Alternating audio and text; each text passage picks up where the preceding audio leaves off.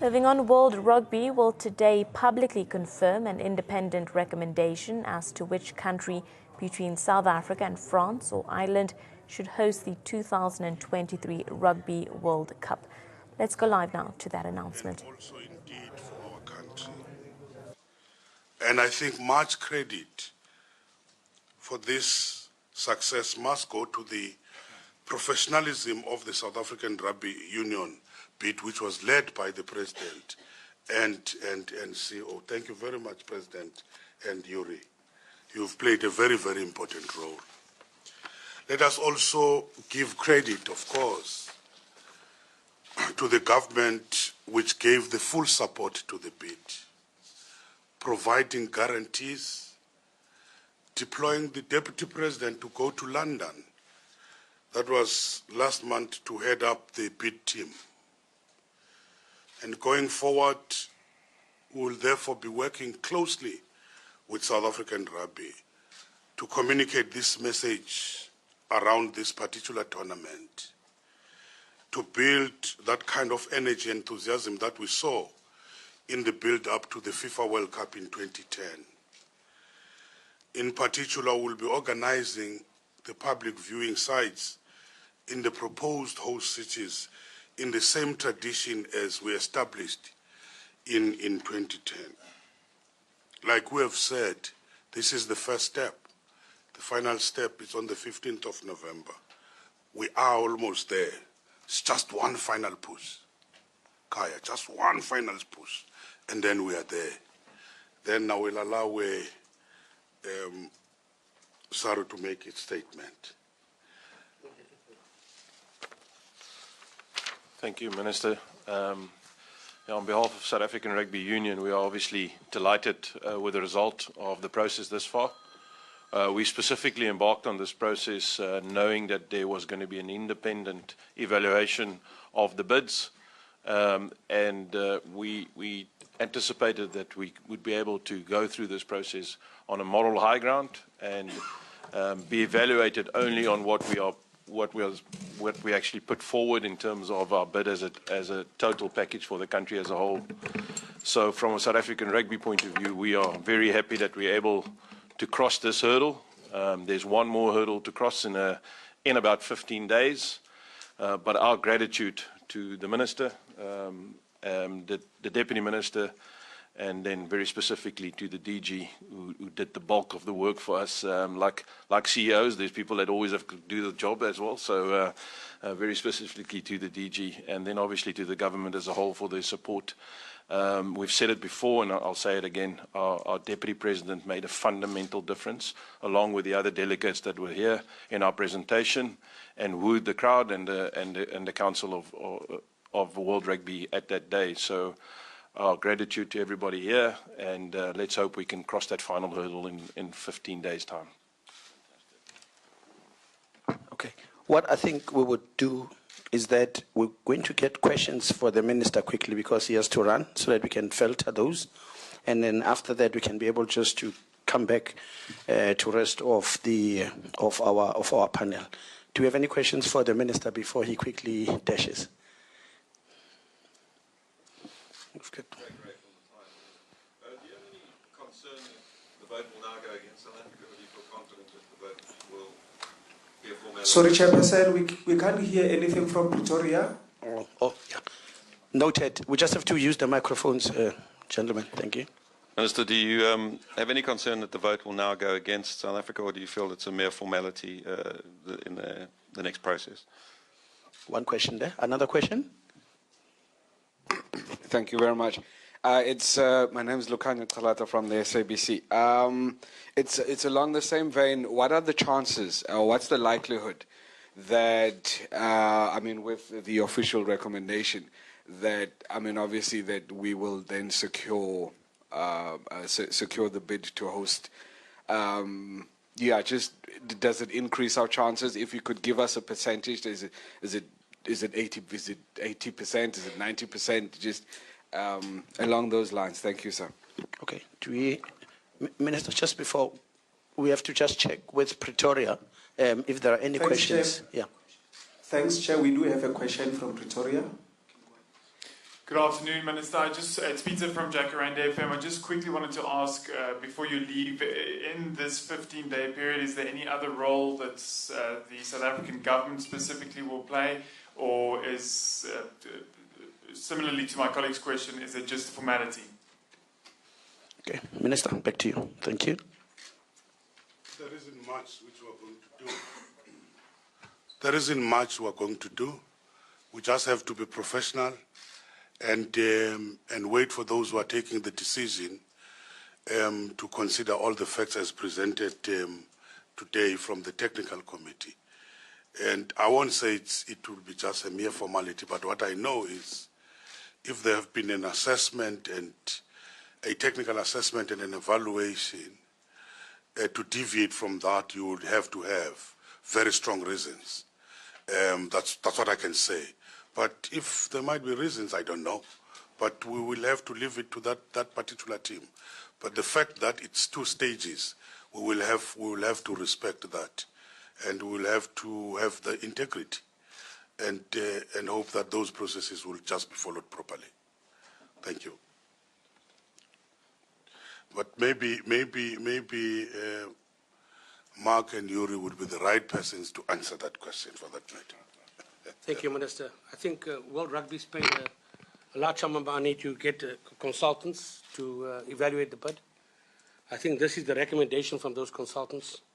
As the Minister says, it will be very difficult to deviate from a recommendation made by independent consultants that were appointed on behalf of World Rugby. The process was understood upfront by all the bidders, and we said from the word go, we'll respect that recommendation, even if it went against us.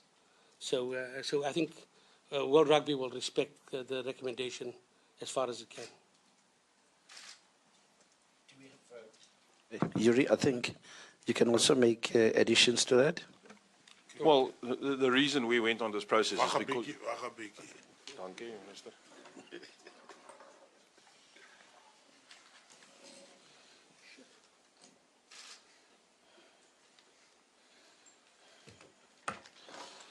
So I'm just going to reiterate. I mean, we would have not been part of this process if it was not an independent process. We knew what the guidelines were going to be. We knew what the criteria was going to be. We knew what the process was going to be.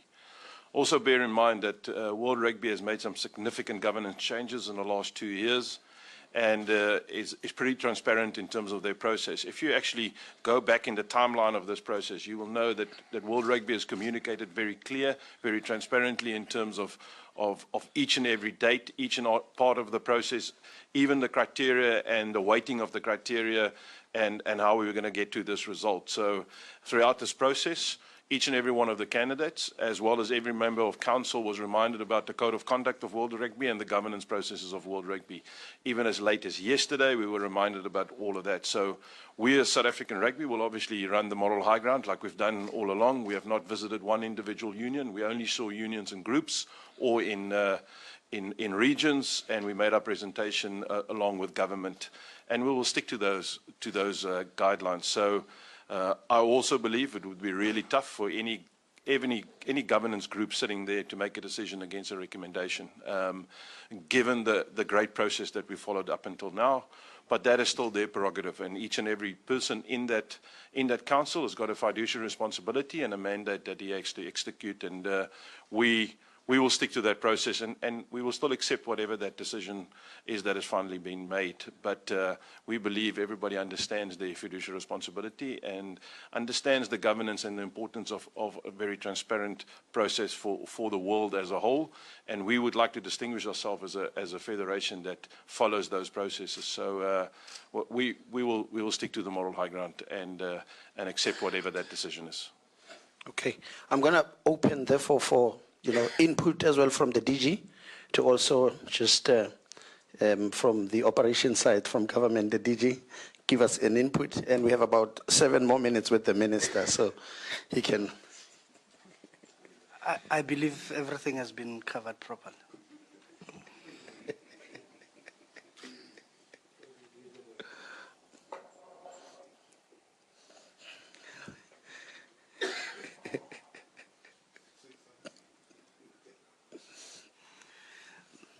No, I think Minister has covered the issue of the role of government between now and the time this happens. And our viewpoint has always been that we had evaluated what SARU did, and we had agreed as government that the guarantees we issue would be in as far as backing the bid as an economic bid. And I think the Minister in his statement had covered this point succinctly. We need to, between now and the announcement, to really bring it to heart to South Africans to appreciate and realize how resilient our bid was, and for them to fully buy into the concept of this World Cup because of what it will certainly deliver home. And I think when we are judged either by the media and everybody as government, we should be judged on whether the key steps we were required to do as government had been fulfilled, and secondly, only those things that we had committed in the bid book. Let us be judged on whether the key issues in the triple win value proposition we put forward are indeed the case, that we will deliver an economic bid. It will make money for the country. It will benefit the smaller codes of sport, because this is the story that is not being spoken about. If this bid is given to us, we know what it will do for the country. We have existing infrastructure. We don't have to build any new stadia. But most importantly, it will not just be a windfall for rugby.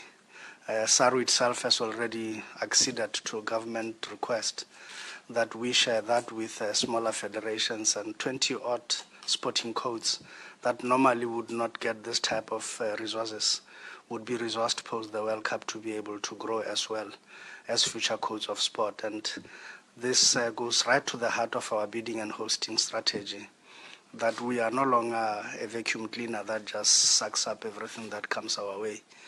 But we are quite specific about the type of events we want to host as a country and where we go for them. And this obviously goes along to our long-term view of ultimately South Africa being one of the Olympic host nations in the future. Thank you.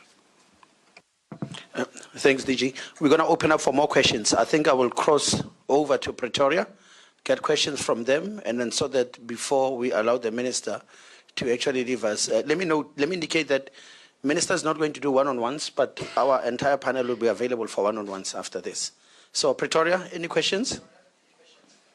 Yes, hi, it's Peter again here from Jacaranda FM. I just quickly wanted to get just a little bit of an explanation. The Minister did touch on it initially as to on what we were assessed, or the three bidders were assessed.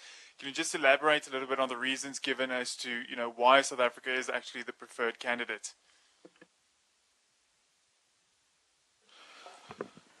We will ask Yuri to explain, but all I know from the Rugby Board, their statement is saying they have unanimously recommended. It's unanimous. Maybe Yuri will explain why unanimous.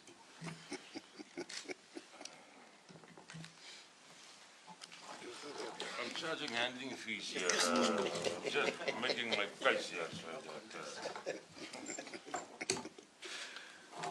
As long as you declare it, it's fine. I'll declare. Yeah, in essence, there's actually a report that is a public report now, and you can actually read through it. I think it's 200-odd pages. In the end, the summary is actually based on three main criteria, and then there's two additional criteria. One is your vision and a few technical aspects in terms of the the legal nuts and bolts of the bid.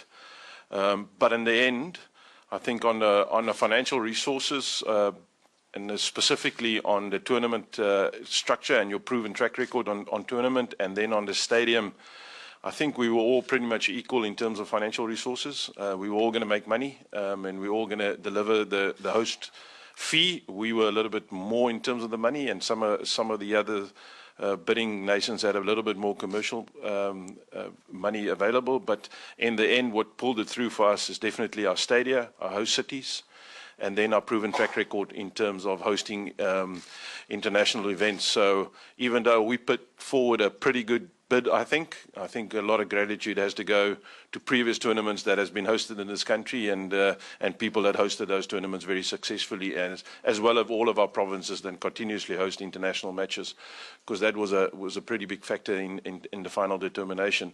For the rest, you score pretty much equal, and you can see it's actually in a lot of detail on what the individual scores were. But once you hit the target of the tournament fee, they give you an equal point for that, and then it's about what is the potential above that. So in general, I would specifically say that infrastructure, great stadiums, great host cities, and a proven track record of international events is what it pulled through for us. Obviously, along with the great guarantees as provided by our government. Okay. I'm going to therefore excuse the Minister. We thank you, Minister, once more for Deputy Minister. You're also going to leave us? Yes. Okay. All right. Then we are left with the DG and also, and the President and the CEO. Thank you. The board made its recommendations following detailed consideration on the comprehensive host candidates evaluation report. This is with regards to the Rugby World Cup Limited Board unanimously recommending to the World Rugby Council the selection of South Africa as the Rugby World Cup 2023 host. The World Rugby Council will now meet on next month, on the 15th of November. That will take place in London to consider the recommendations and vote on the next host. Hopefully, come 2023, South Africa will be the host country. The Minister of Sport, Thulas Nexi, present there, as well as a member of SARU. SARU mentioning that they are delighted at the process so far, saying that they went through that process on a moral high ground, and they're very happy that they have overcome the first hurdle, and there's one more hurdle in about 15 days, that decision being made on the 15th of next month. They also thanked South African government and the DG for support, and stated that the Deputy President made fundamental differences in wooing the board. Also reiterated that that final decision will take place on the 15th of November, and also making mention that South Africa as a country already has existing infrastructure, and for that reason they will not have to build any new stadiums. So fingers crossed that hopefully South Africa will be that final host country. The news coming through that the Rugby World Cup Limited Board has unanimously recommended to the World Rugby Council the selection of South Africa as Rugby World Cup 2023 host.